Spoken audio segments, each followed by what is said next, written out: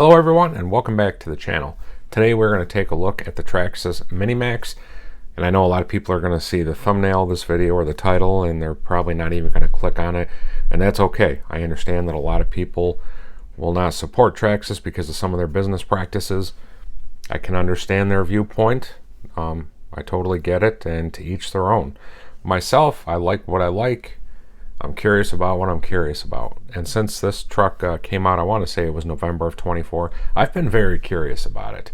You know, it carries for a truck this size with a top speed of around 30 miles an hour, maybe just a little bit more.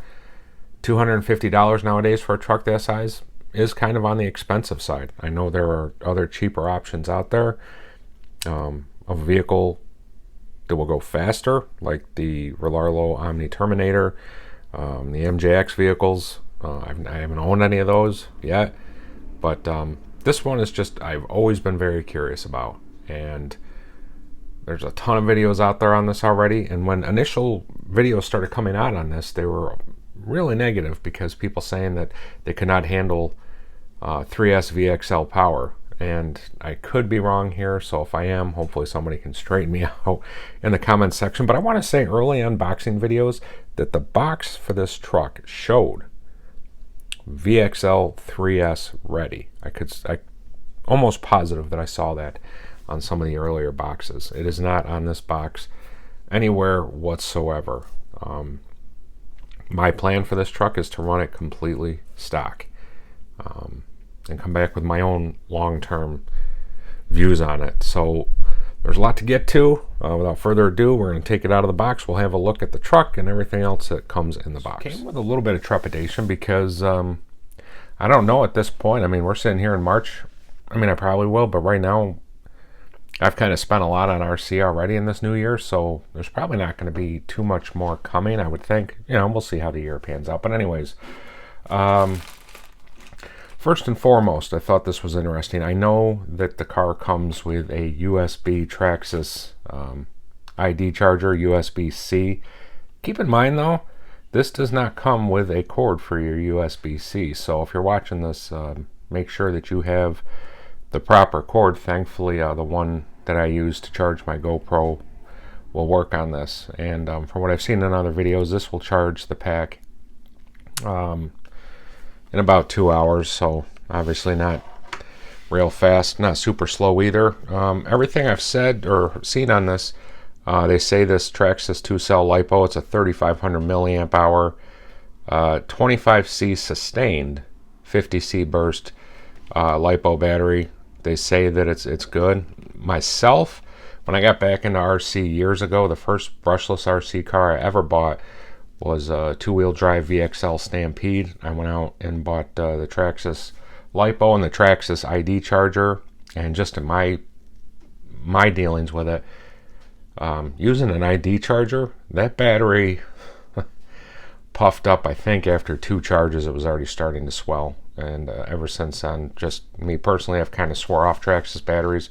Obviously with this, we're going to give it a go. What else you get? Little baggie here, you get your obligatory T-wrench and 3 different Allen keys. You get 2 packets of shock spacers.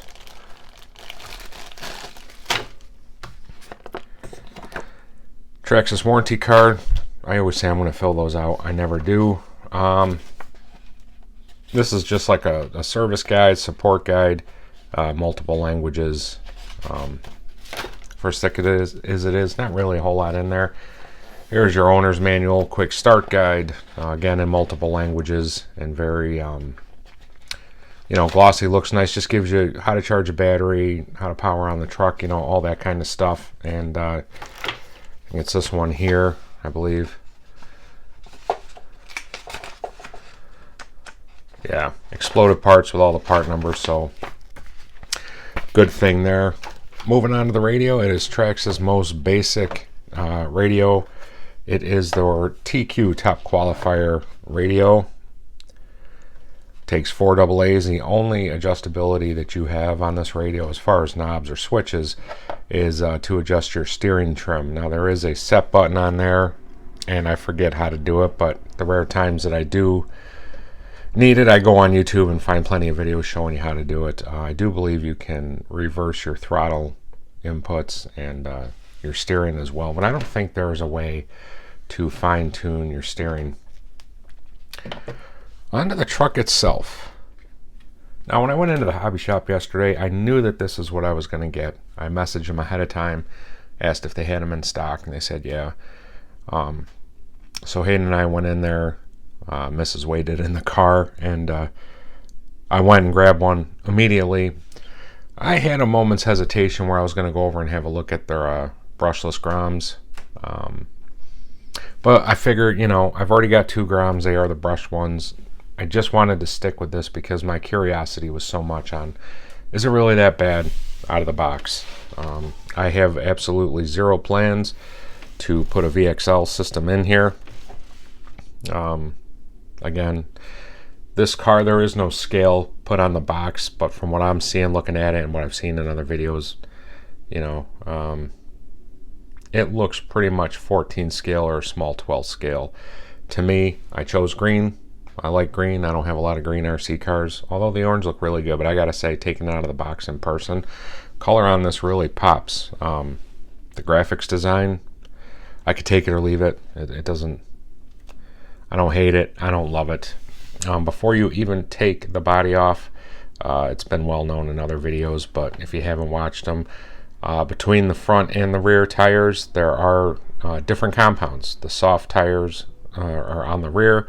The harder ones compound is on the front, and you know, it seems that Traxxas did that to try and give this truck a most balanced ride as possible. You'll notice they have the clipless body system, which so many companies are going for, and I'm fine with that. Little side guards here that your body tucks down into, so, you know, side impacts, that should help things out. It is nice to see. So to get the body off, you have these here that you have to just pop your fingers in and pop them out. You do that front and rear, and that's how you get your body off.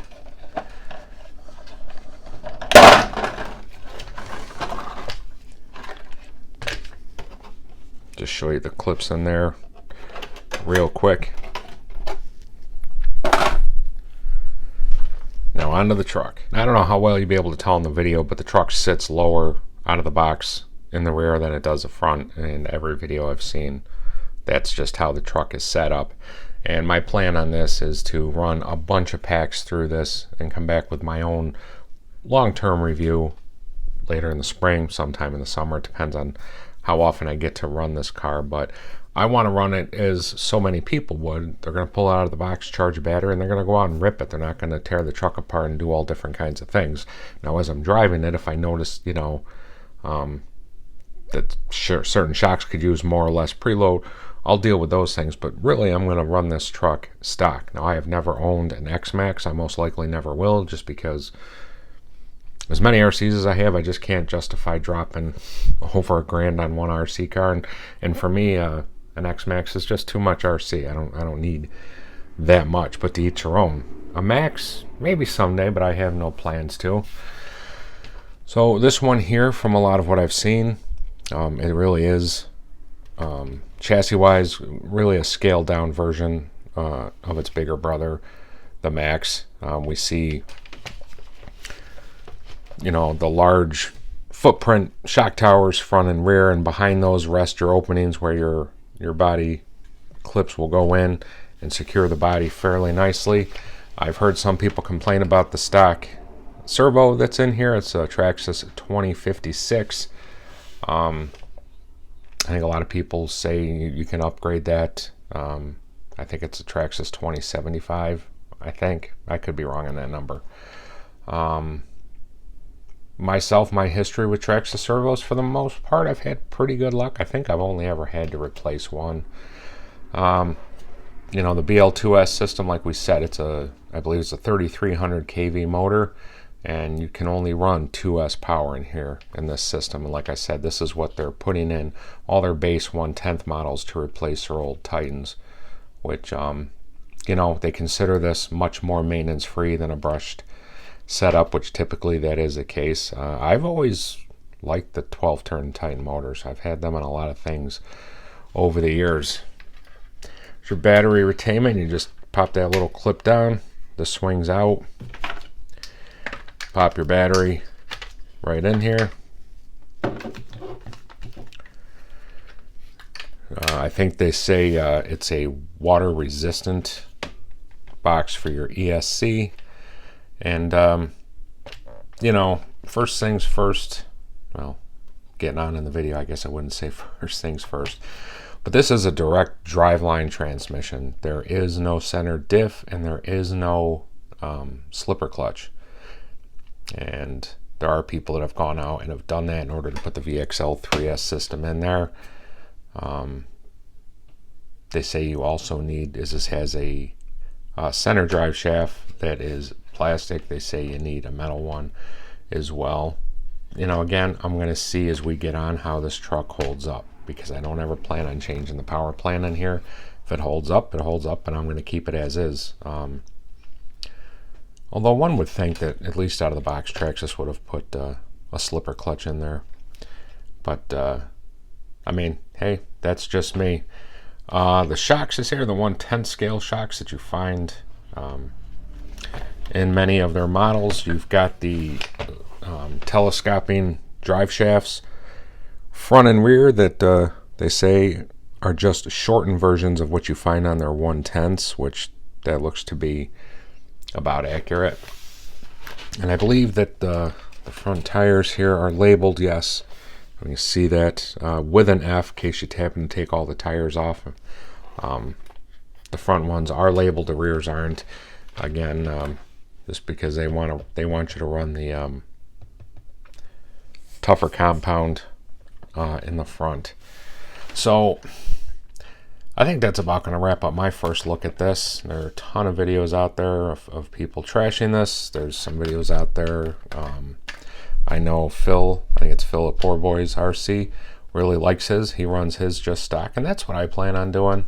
So yeah, hopefully we can get a first run video done of this pretty soon. And again, I'm going to, just like I did with the Typhon Ground last year, I'm going to run a bunch of packs through it, and then I'll come back with my final thoughts. Again, for a vehicle that's going to go this fast, about this size, yep, there's plenty of other options out there that are far cheaper than $250. But again, this was just one of those, and my curiosity just got the best of me, and I really needed to get one for myself so I can form my own opinions and not rely on the others that are out there. I'm not saying that others' opinions are wrong. The only way I can really form my own is if I went out and bought one myself. So here we are. And back to the battery thing real quick. I'm going to be doing all my runs as long as this battery holds up on the stock battery. I don't have any batteries. I have shorty packs, but they are wider than this. So this is the only pack that I own that's going to fit in there. So that's going to wrap this one up, guys. I just wanted to get this one out on the bench, out of the box, and hopefully we can give it a rip soon. So if you stuck around in the video this long, you guys are the true heroes. As always, guys, thanks for taking some time out of your day to check out my videos. Till the next one, everyone stay safe. We'll see you around.